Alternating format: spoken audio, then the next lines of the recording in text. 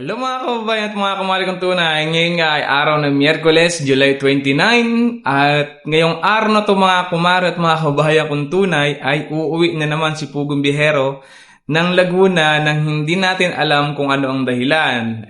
Bagamat alam naman natin lahat, noong July 23 ay kababalik lang niya ng Davao after ng debut ni Russell. Ngayon naman ay napasugod muli siya dito sa Laguna nang hindi natin alam kung bakit. So, nag-chat siya sa akin at nagpapasundo nga siya sa akin sa Terminal 2. At ang flight po pala niya ngayon ay 1:55, siguro mga 4 or 4:30 ay nandun na yun sa Terminal 2. Bago ang lahat, magpapakarwash muna tayo sa ating service na si Aguilos. Mga nakarang araw, si Aguilos ay ginamit natin papuntang Lubo, Batangas. At napanood nyo naman siguro yun sa aking My Day na nag-post po ako doon sa dagat na pinuntahan ko na talaga namang napakaganda at napaka-peaceful ng lugar na yun. So, yun. Mga kumarit, mga kababayan, gusto ko lang pala sabihin sa inyo na maraming salamat po dahil nabalik na po ang aking monetization sa aking YouTube channel at ayun, magtutuloy-tuloy na po tayo. Tapos maraming salamat din pala sa mga walang sawang pagsuporta sa akin, sa walang sawang panunood. At maraming salamat sa lahat ng ating mga kababayan sa iba't ibang panig ng mundo. Nagpapasalamat po ako sa inyong lahat dahil kung hindi dahil sa inyong suporta at pagmamahal sa Pugong Biyahero at sa buong team ay malamang wala po kami ngayon sa inyong harapan. Nga pala mga kumarit, mga kababayan, ingat pala tayo, no? Lalo na dito sa Pilipinas dahil medyo masama ang panahon, nag-uulan. Huwag niyo pong kalimutan ang inyong protective gear, lalo na po yung bota, payong at kapote. At sa mga kababayan naman natin ng mga riders, ingat po kayo palagi dyan. At sa mga lahat-lahat pa ng mga kababayan natin na nasa labas ngayon, ingat kayo palagi dyan. At sana maging ligtas ang inyong mga trabaho sa mga Grab rider o kung ano pa man, Shopee or what. Basta nasa labas, ingat kayo palagi. So, update ko na lang po ulit kayo mga kumari at mga kababayan kung tunay sa iba pang mga kaganapan. Dahil ngayon po ay magpapakarwash po muna tayo ng ating service. Yan, tingnan nyo po mga kababayan. Medyo masama po ang panahon. Hindi lang kita sa camera pero masama po talaga yung panahon. At ito, tingnan nyo po, napakadumi na. So, kakarawash po muna natin para pag sinundo ko ang aking anak si Jack Jack, malinis ang sasakyan at wala siyang masabi. Yan, pakarwash po muna tayo. Tapos tayo magpakarwash, ito na yung ano natin, ito na yung destination natin papunta sa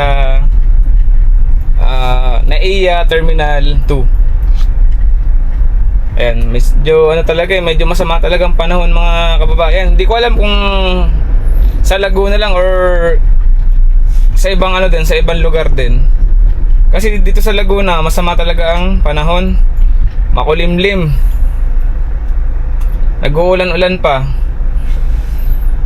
So, nagpakarwash lang naman ako kasi may mga kaunting putik dahil doon sa Lubo, Batangas kasi yung dinaanan namin. Ginagawa yung kalsada. So, nagbubungkal sila doon at pagdaan namin doon, medyo basa din ang kalsada. Siguro binabasa talaga nila para hindi malikabok. Yung nagtalsikan yung mga putik. So update ko na lang ulit kayo mga kababayan, no? Pagka malapit na ako sa airport.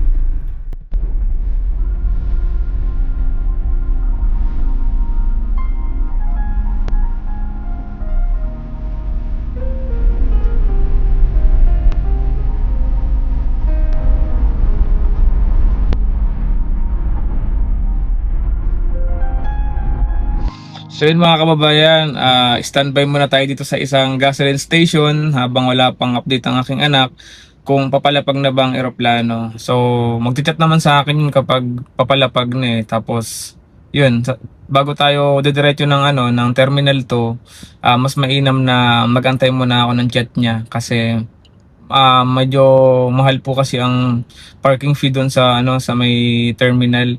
So napag-isipan ko na dito na lang po sa may Caltex abang free po ang parking dito. So ayun mga kababayan, update ko na lang po ulit kayo maya pag babiyahe na ulit ako papuntang airport. So yun mga kumare at mga kababayan, nag-chat ng aking anak na palapag na po ang aeroplano na sinasakay niya. So yun lang, update ko lang po kayo sa ibang mga kaganapan.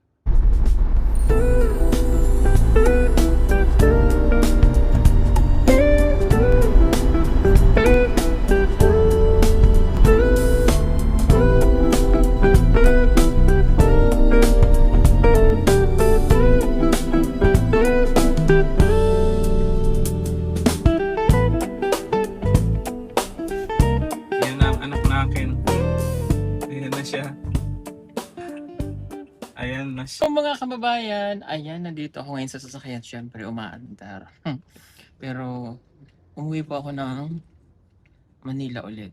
Umalis po ako ng Davao. Ang bilis ng mga pangyayari.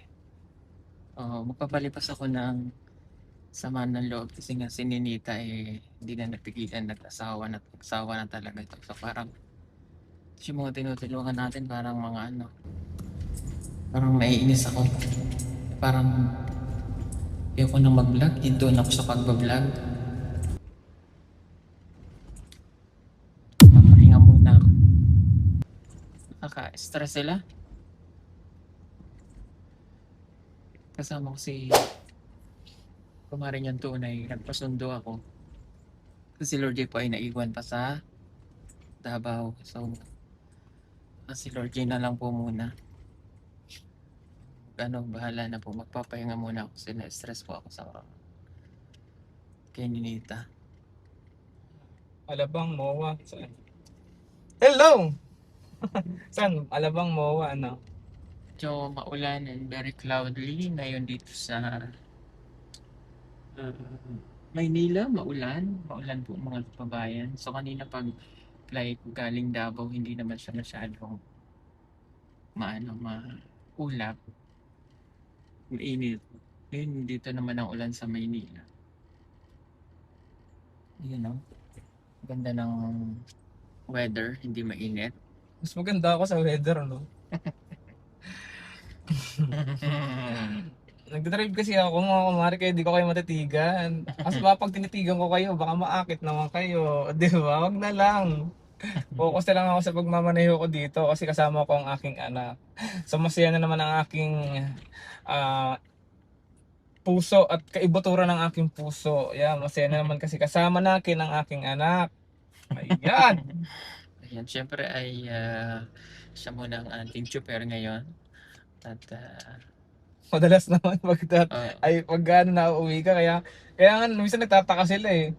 Siguro sabi niya magkagalit ba kayo ni Sir Paul? Bakit hindi ko na nakita magkasama? So ang totoo po kasi niyan, ikaw na magkwento anak. siya po yung sumusundo sa akin pag kami po ay naalis.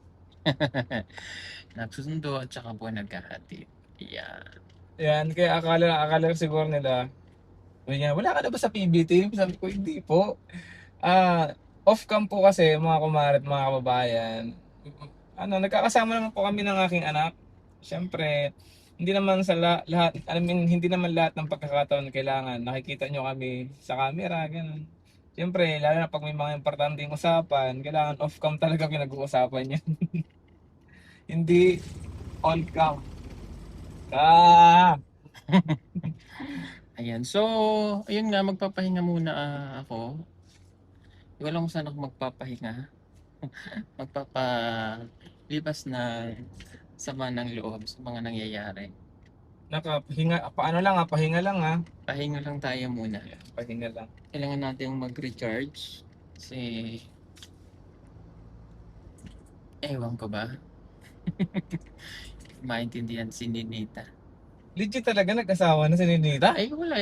Mamamanhiga. Kaya nga umuwi na ako dahil ayokong makita yung pamamanhikan. Ayokong makita yung, alam mo yon, mga pangyayaring ganyan sa buhay niya. Kasi, pamilya pa rin namin si Ninita kahit yun alam mo yun, gano'n. Diba? Oo naman. Malungkot isipin. But, wala, yun ang gusto ng bata. Kaya nga nagdesisyon na rin ako ng usap ko si Nanay Lorna. Huwag nang pigilan kung ano man ng desire na gusto niya. Kasi the more na pinipigilan mo, ay lalong Ba't sa akin nakatotok yan na?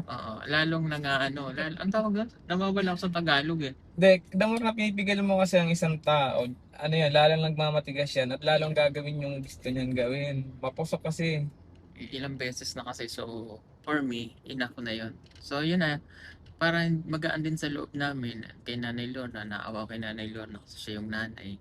So yung parang laging stress na lang sa ginagawa ng anak niya. So kaya nagpag-desisyon ako, sige Nay, Total, 18 naman na yan sa 80, sa October. So, ikasal. Or at least nasa legal age siya, na ikakasal siya. Wala ka na rin stress. And kung ano, di pasyal-pasyal ka sa amin. At least tataba ka na ulit. Wala kang stress ni Nanay Lorna. Bakit na-stress ba sa nanay Oo Lorna? naman, sino ba namang ina ang hindi ma-stress sa anak na paulit-ulit na lang ginagawa eh. Sa bagay.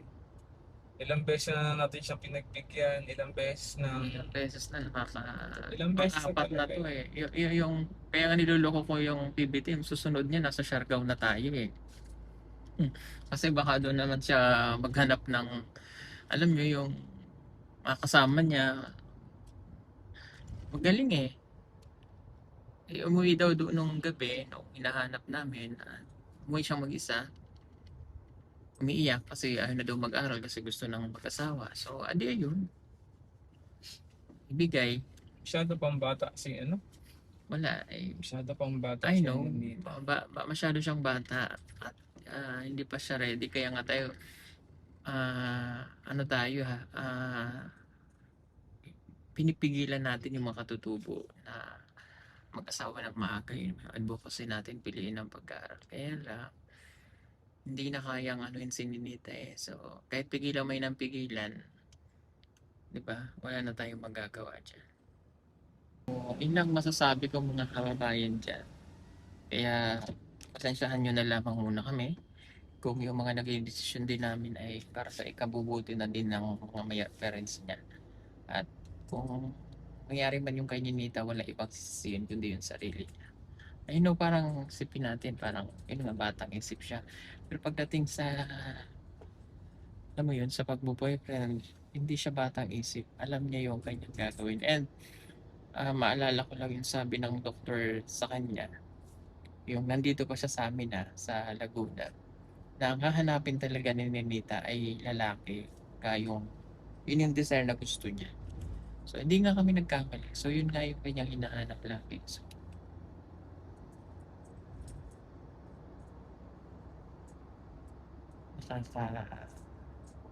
stress. Anyway, Ayaw mo na. wag na Forget tayo mo na yung stress na kasi wag na nasa muna bakasyon tayong ka na. mag-stress. So, Mag-vacation. dapat happy-happy lang. So, ang stress, iwanan mo na yun doon sa malayo. Doon, sa far away. Far away. Iwanan mo yun sa far away. Basta pag dito, happy-happy lang. So, alam naman natin na minsan di talaga maiwasan. Papasok talaga sa isip natin yan. Pero as long as na kaya mo naman labanan or kaya mo naman isang tabi pansamantala, eh di yun na lang munang gagawin. Kasi alam mo naman, dagdag ano lang, dagdag isipin mo lang yan. So, hindi yan nakakatulong sa iyong kalusugan. Yes. Dahil alam naman natin na ikaw ay may mga nararamdaman na din, may karamdaman na sa katawan. So, lumayo ka muna sa stress. At lumayo ka sa akin, anak. Layo muna tayo sa stress. So, yun mga kababayan, medyo pagod na ako. Ginabi na po kami. Ginabi na. Dahil may 20 mga na. binili pa ako dito sa festival. So, sobrang pagod na ako. So, yun lang. Thank you for watching, guys. Don't forget to like and subscribe sa kanyang YouTube channel. Thank you! Direct Frankie. Thank you po! And sa lahat po ng ating mga PB team. Don't forget to subscribe. Ayan. Salamat sa inyong lahat sa panonood po. And God bless us all. Good night. Good night!